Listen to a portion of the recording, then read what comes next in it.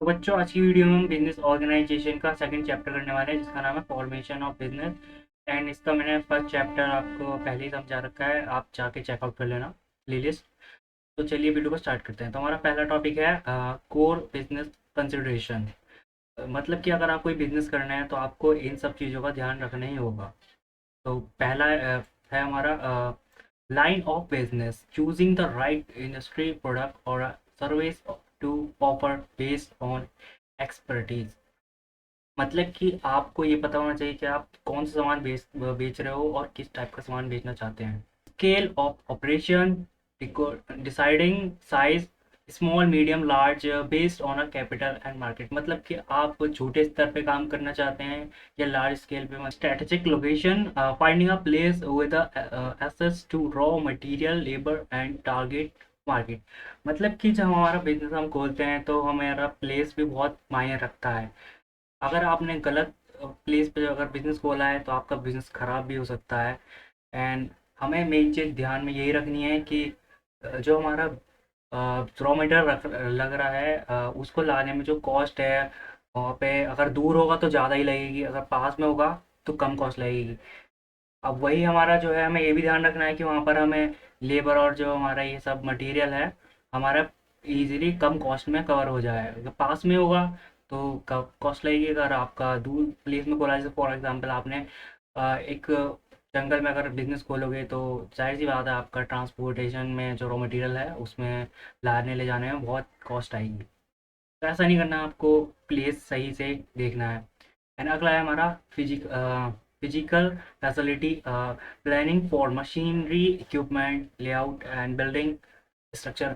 मतलब कि आपको ये प्लान करना है कि आपको जो मशीनरी है, जो इक्विपमेंट है, जो बिल्डिंग्स वगैरह है, वो आप कैसा ले रहे हो। मतलब आप रेंट पे ले रहे हो या खरीद रहे हो, वो आपको देखना पड़ेगा आपके बिजनेस के हिसाब से। है ना। चलिए आगे बढ़ते हैं। अगला है हमारा फाइनेंशियल लीगल एस्पेक्ट। तो फाइनेंशियल की बात करें तो इसमें आपका है capital requirement, means estimating fix and working capital.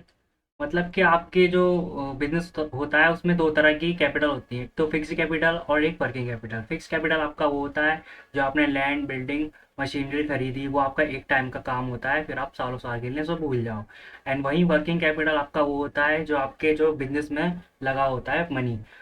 मतलब कि आपने कोई रॉ मटेरियल खरीदा एंड बाद में उसमें आगे आपने फिनिश गुड में कन्वर्ट करके फिर दोबारा आपने उसी मनी से रॉ मटेरियल खरीदा, तो इसको आप वर्किंग कैपिटल बोलेंगे, जो आपके बिजनेस में रनिंग करता रहता है उन्हें। And need and identify optimal funding resources. मतलब कि आप जो फंड है वो आप कैसे लोगे। मतलब कि आप इक्विटी शेयर इशू करोगे। मतलब इक्विटी अगर शेयर आपने ज़्यादा इशू कर दिए तो आपकी जो ओनरशिप है वो ज़्यादा चली जाएगी लोगों के पास। डिवेंचर देते हैं तो आपको इंटरेस्ट देना पड़ता है।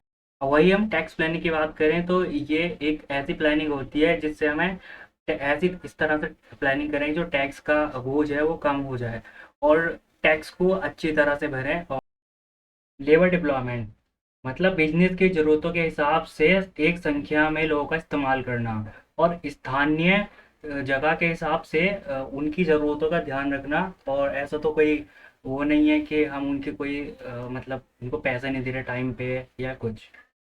क्वालिटीज़ ऑफ लीडर, एक लीडर में क्या क्या क्वालिटीज़ होनी चाहिए। A great leader requires forward thinking. मतलब कि एक लीडर होता है उसको एक हमेशा आगे की सोच के चलनी चाहिए।